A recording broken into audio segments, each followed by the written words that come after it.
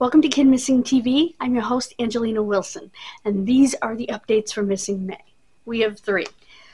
None of them are solved. However, that being said, there's new information in cases, and those are updates as well. First, we start with Little Miss Panasofsky. I got some more information in her case. She was between 5'2" and 5'5". She was there for 3 weeks to 1 month, or at least that was her postmortem interval. We've seen the clothes that she was wearing: the neon green shirt, the green plaid pants, very thick shawl. She's wearing a gold-colored necklace, a gold Baylor watch, which is an expensive watch.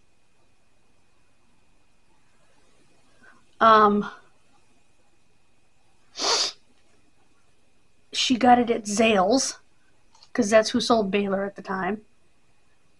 Gold ring, maybe a wedding ring. She previously cracked her rib and it was not healed.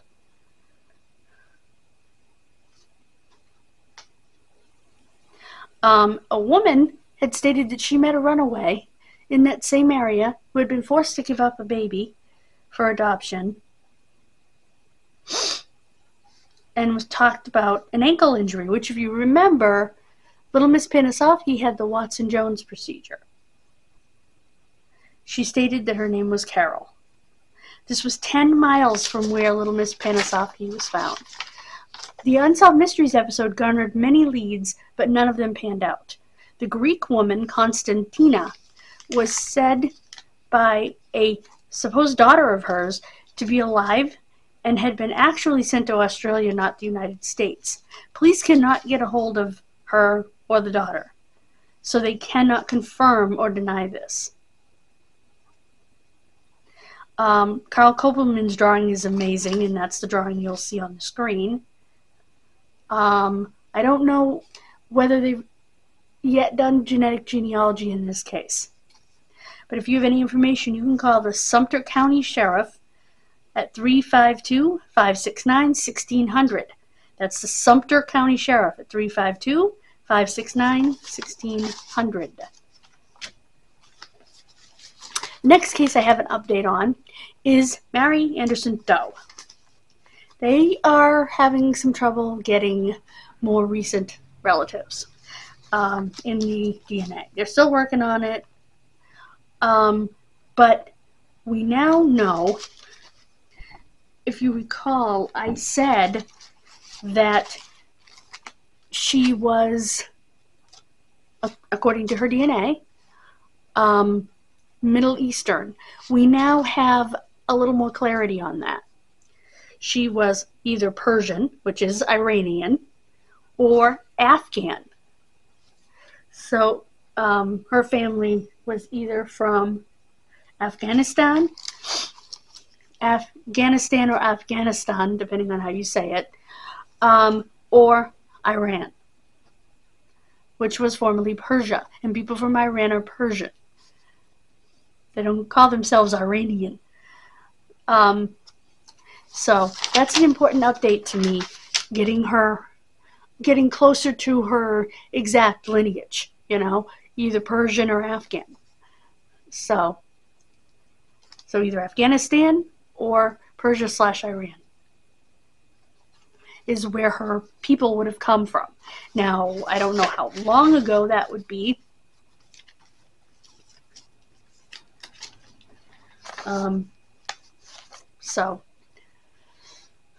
But she didn't have an accent, so it might have been her parents or her grandparents. So,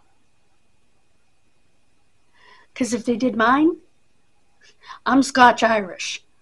I'm Scottish, Irish, and English, basically. And that's what they would find, majority. When you put all 3 together on mine, it probably makes up 80-some-odd% of mine when you put English, Irish, and Scottish together. So that's what they would say that I am. But, French thrown in. Thanks, Grammy. And, like I said, that's what they would say that I am. So that's how it works. It's your ethnicity estimates, and hers must have been majority Persian and Afghan, which is, I don't know how common it is to have both.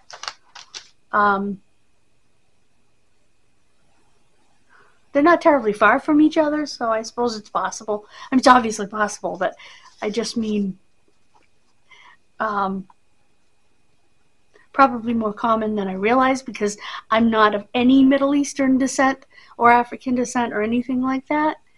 My descent, like I said, is Europe. It's primarily, well, the four primary things that I am are Scottish, Irish, English, and French. I have a little bit of the Netherlands for mom, and a tiny bit of Germanic Europe. So I also have a little bit of native, but they don't have enough native people to pick that out of people on Ancestry in particular. So my French actually goes into Italy, and I have 3% Italian, depending on where my DNA is done. So, and if you look at the map, it's because of where my French lineage goes to on the map. It overlaps into Italy. But anyway, just to explain how it works. I don't know if there's any border between Afghanistan and Iran. I don't think there is. There might be. And if she's at the border, it would overlap, and it would be both. So that's a possibility also. Anyway, just trying to explain DNA ethnicity estimates a little bit. We can go into that in a genealogy video if you would like. Maybe we'll do a genealogy video tomorrow, and we'll go into those estimates and talk about that on the other channel. So please check it out. What I'll do is I'll come back and I will edit this video so that I can put at the end in the to watch that video from the other channel, from Punky's World. So check it out. Our final update is an update in the case of Michael and Pamela Mayfield. Now, first of all, I want to thank Gabulosis for the update. She said she couldn't find anyone else that did the case. Hi! The reason she couldn't find mine was because it was part of a group of cases on my TV show that was later updated. My information came from HoustonUnsolved.com / a whole bunch of stuff. And it said that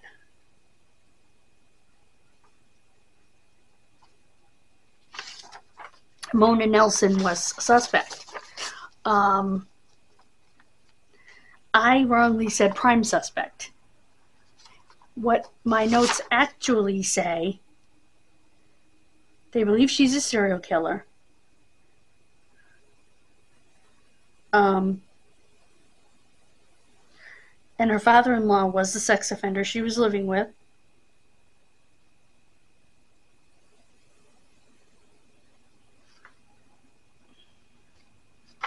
I also wrongly stated they didn't have a grandmother in Los Angeles. Actually, their paternal grandmother was there. However, they weren't. Although someone did say that they thought they saw Michael and Pamela with someone they thought was their grandmother in Los Angeles. But their grandmother in Los Angeles hadn't seen them. They checked her house. They checked everything. They checked all the family that was in Los Angeles, and they just weren't there. Unfortunately, the photographs that you saw, I was not aware of the fact that there were pictures of them at the ages of 3 and 4. And, because nobody said that at the time. Their teacher did give them their school pictures that were more updated. They were 2 years newer. They were the year that they disappeared. It was their class picture because they were in the same class, because the boy had to be held back. And I also erroneously said they were 6 and 7. They were actually 5 and 6.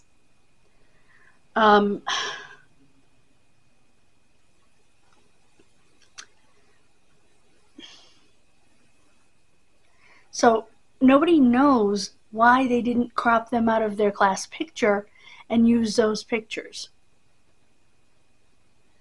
I find that very interesting and disturbing in a way, because you know how fast kids grow, you know. I also did not see anywhere where it said that they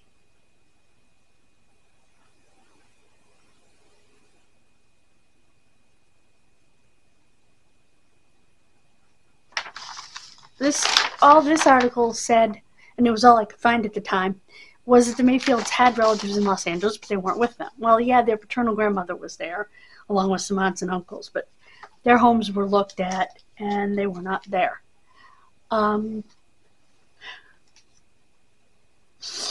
I also did not find anywhere, until now, after I watched Gabulosa's video, I found it, that they actually were seen, because they stopped at the park on the way home to play. It was not a big deal. And they were seen getting into a green car with a man at the wheel. No description of the man or the car. So the theory is it was children that told what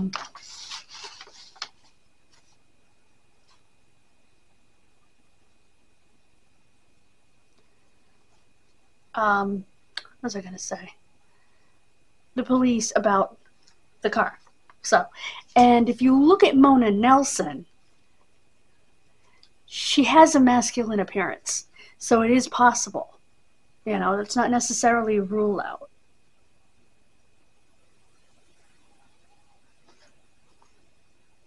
In fact, the person that called was actually an elderly African-American male to say that they were in Los Angeles. They weren't. Again, he may have just seen another set of children that he thought was them. I apologize for my errors, and I always try to correct them when I find them, especially when I screw up as badly as I did in this case. This was in 2014 on my TV show that I did this case, so that update was desperately needed. Thank you again, Gabulosis, for the update. So,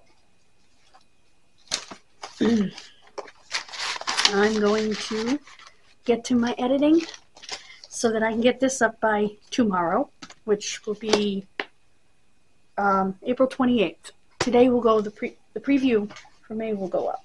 So, but I need to hurry up because I have,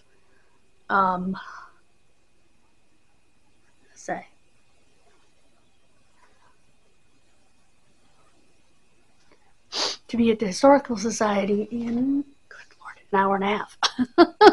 So, I will see you tomorrow. Bye, guys. God bless you. Please subscribe to both channels. We're trying to get to 500 here and 200 over on Punky's World. Thank you so much. Bye, guys.